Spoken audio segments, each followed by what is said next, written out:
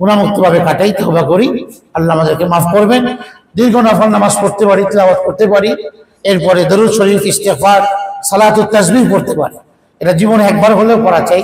রাসূল করিম সাল্লাল্লাহু আলাইহি ওয়াসাল্লাম তার যে চাচা হযরত আব্বাস রাদিয়াল্লাহু আনহু তাকেই নামাজটি শিক্ষা দিয়েছে। এই জন্য এই নামাজ, এটা আজকে সুযোগ আছে অনেকের পড়ার, দীর্ঘ নামাজ, যে এক রাকাতের মধ্যে আপনার কি বলে ৭৫ বার একটি তাসবিহ পড়তে হয়।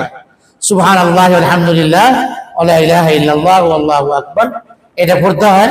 সানা পড়ার পরে ১৫ বার, এরপর রুকুতে যাওয়ার আগে ১০ বার, এরপরে রুকুতে ৩ তাসবিহ পড়ে আবার ১০ বার, রুকু থেকে উঠে রব্বানা লাকাল হামদ বলার পরে আবার ১০ বার, এরপরে সিজদায় গিয়ে ১০ বার তাসবিহ পড়ার পরে সিজদা থেকে উঠে বসে আবার ১০ বার, এরপরে আবার দ্বিতীয় সিজদায় গিয়ে সুবহান রাব্বিয়াল আলা ৩ বার, ৭ বার, ৫ বার যা পড়া হোক, এটার পরে আবার এই তাসবিহ ১০ বার। এভাবে ৭৫ বার হয়ে গেল এক রাকাতে। সেম আবার দ্বিতীয় রাকাতে এভাবে কেরাত শুরুর আগে ১৫ বার। দুই সিস্টেমে পড়া যায়, এটা একটা সিস্টেম। এভাবে আবার ৭৫ হবে, ১৫০ হবে, ৩ এবং ৪ রাকাত, এতে আবার ১৫০ হবে, মোট ৩০০ হবে এই তাসবিহটা। এটা সালাতুত তাসবিহ বলা হয়। এটা আমরা পড়তে পারি সুবহানাল্লাহি আলহামদুলিল্লাহি ওয়া লা ইলাহা ইল্লাল্লাহু আল্লাহু আকবার। এই তাসবিহটা এখানে পড়া, এই জায়গাগুলোতে এইভাবে সালাতুত তাসবিহ হতে পারে। অথবা আমাদের অনেকের জীবনে অনেক নামাজ ছুটে গেছে, এক সময় নামাজ ইচ্ছা করে পড়ি নাই, তওবা করব। যেগুলো ছুটে গেছে পড়তে তো হবে, আদায় করতে হবে। তো আজকে সুযোগ আছে, আমি আদায় করি যে আল্লাহ আমার জীবনে প্রথম ফজর, প্রথম জোহর, প্রথম আসর, আমার প্রথম মাগরিব আল্লাহ আমি আদায় করছি। এভাবে আমি এক সপ্তাহে নামাজ পড়তে পারি, তাহলে এক সপ্তাহের নামাজ আদায় হয়ে গেল। এটা করা যেতে পারে, নফল নামাজ পড়তে পারি। অন্যান্য আমল যেভাবে করি এগুলি আরো সুন্দর করে আমরা আজকে রাতে জাগ্রত থেকে আদায় করতে পারি।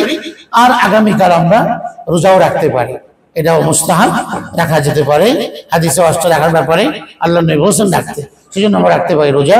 আর রাতে হচ্ছে জেগে থেকে আমল, আর দিনে হচ্ছে রোজা। আল্লাহ তাআলা আমাদের সকলকে তৌফিক দান করুন, আমাদেরকে তওবা করে আল্লাহর নেক বান্দাদের অন্তর্ভুক্ত আল্লাহ পাক আমাদেরকে হওয়ার তৌফিক দান করুন। আমাদের সকলকে আল্লাহ তাআলা আসন্ন রমাদানে আল্লাহ পাক আমাদেরকে যেন আমাদের হায়াতে প্রবৃদ্ধি দান করেন, সমৃদ্ধ করেন। আগামী রমাদানের জন্য সব রহমত বরকতগুলো আমরা আমাদের জীবনে পেয়ে যাই। আমরা আল্লাহর কাছে দোয়া করি, নিজেদের জন্য দোয়া করব, নিজের আত্মীয় স্বজন। আজকের এই রাতে, এত দামি রাত, আমাদের আব্বা আম্মা অনেকে ইন্তেকাল করেছেন, আমাদের আত্মীয় স্বজন ইন্তেকাল করেছেন, তাদের কথাও আমরা স্মরণ করি, তাদেরকেও আমাদের দোয়ার মধ্যে সামিল রাখি। সন্তানদের জন্য, স্ত্রীদের জন্য দোয়া করি, দেশের জন্য দোয়া করি, মুরব্বীদের জন্য দোয়া করি। খানদানের মুরব্বীরা মারা গেছেন, যাদের উসরে আছে, আমরা এখানে আসছি, তাদের জন্য আমরা দোয়া করবো। আছে তাদেরকেও আমরা দোয়াতে ভুলবো না, স্মরণ করবো তাদেরকে। আমরা দোয়া করি এভাবে, আমরা দরুদ শরীফ পড়ি, আল্লাহুম্মা সাল্লি আলা মুহাম্মাদ ওয়া আলা আলি মুহাম্মাদ কামা